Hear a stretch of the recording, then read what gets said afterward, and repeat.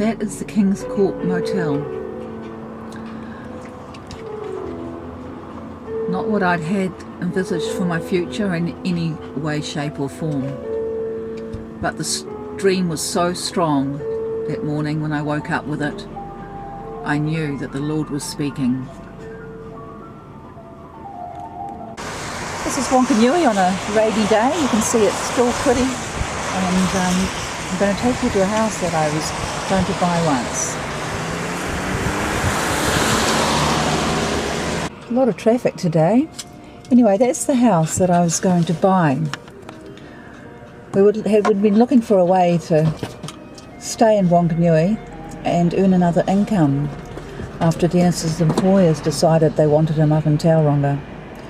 So you can still see the remnants of what that place used to be. It was once a very fine house, would have been the grand old lady over all this area, farmland around it. At the back there's still a stables, but they're all falling down. But you can see that with a bit of work it looked like it could have been brought back, and we thought we would do that for our income.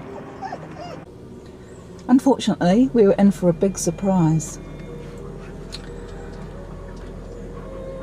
That's the stables there, and it shakes any time anybody even walks past on the street. Downstairs, I saw what looked like some promising French doors, but when I got inside, I couldn't believe it. There weren't any floorboards left, and we had to straddle across them on the joists, and even the walls, half the walls were gone, and it looked like it could collapse any minute. But then, the stench just hit us, and we found that somebody had been using a place there for a human toilet in the floorboards. We were just absolutely overwhelmed and just ran for it. But even with all that, we still thought we would go to the council and find out about it, and thought maybe with enough hard work we could do something. So off we went to the council and had a look at the plans.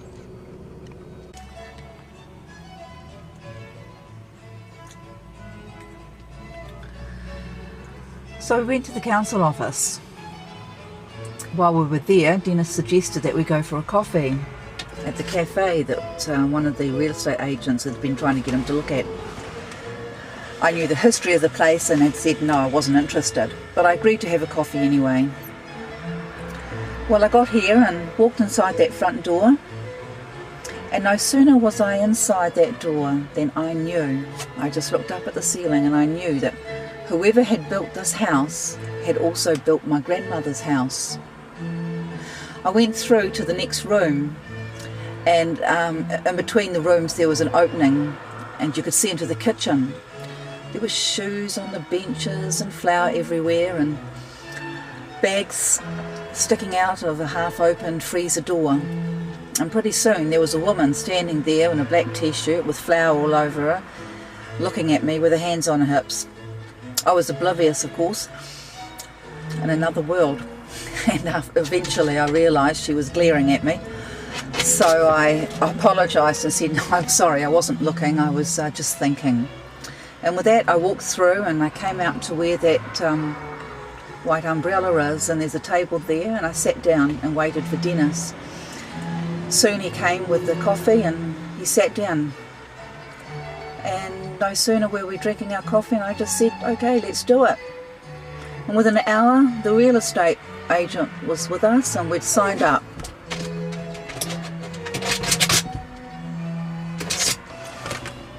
Excuse my daughter's really bad dog in the back, trying to get out. And I thought it was going to be different this time. No interjections to my stories. There you go. I thought it was a great idea, but always someone out to foul everything up. Anyway, so an hour later we were all signed up and we were having celebratory drinks with the people who were about to go back home to Scotland. They'd been trying to sell the place for a few months and had no interest. It wasn't making a profit or anywhere near viable at that stage. But they had to go to England for her husband's job, so they decided that day, if no one came that day, they were just going to close it down and sell it as a house. But here we were, within an hour. We were signed up on the last day, and later when we were having drinks, Dennis was talking to them, and they were discussing their neighbours and the plans that they'd had and how their neighbours had wanted to put their leaflets on show in the cafe. And Dennis said to me, "You know who their neighbours are, don't you?" "No," I said. "They live behind the Kings Court Motel," he said. And I knew then the Lord was in control.